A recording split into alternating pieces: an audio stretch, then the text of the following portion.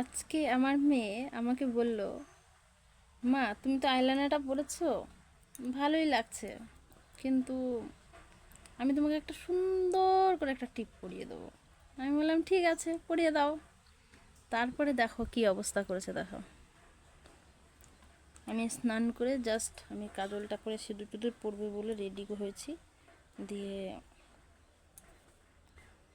আমার ছোট্ট মেয়েটা খুব দুষ্টু, আমাকে বললো একটা টিপ পরিয়ে দেবো, দেখো আমি ডিজাইন করে।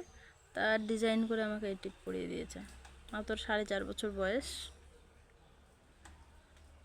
কেমন হয়েছে কমেন্ট করে বলো।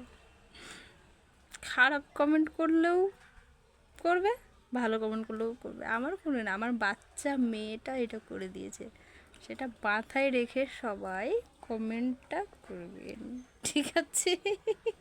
ঠিক বললাম তো কাটমা?